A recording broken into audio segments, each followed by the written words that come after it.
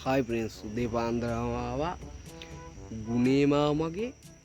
පොල් වත්තට ඇත්ත වශයෙන්ම ගුණේ මාමගේ පොල් වත්ත ගැනට ඇවිල්ලා කතා කරනවා මෙන්න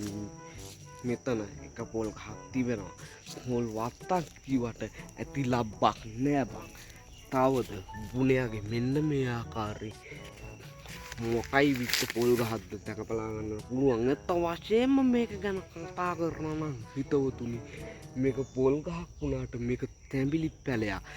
ගුණයට වැරදිලාද මට වැරදිලාද දන්නේ නැහැ ගුණයා කියන්නේ උට තියෙනවා කියන්නේ උට පොල් වත්තක් කියලා ඇති රෙද්දක් නැහැ නමුත්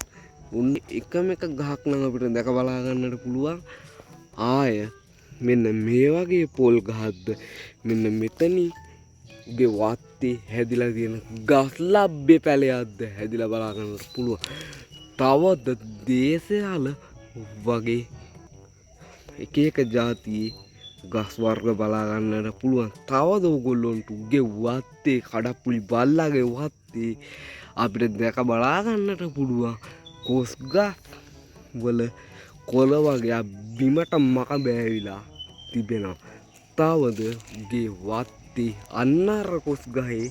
අන්න අතන බෙනයක් බලා ගන්නට පුළුවන් මේ පැත්තට ඇවිල්ලා බලනවා ඇඟිල්ල ගහන හිල් පරවතේ මෙන්න මෙතනින් අපට බලා ගන්නට පුළුවන් ගුණයාගේ නගින්නේ නෑ මචං ඇත්ත වශයෙන්ම මෙන්න මේ වගේ දේවල් වලට උන්නු ඇඟිලි ගසන එක තමයි කරන්නේ බං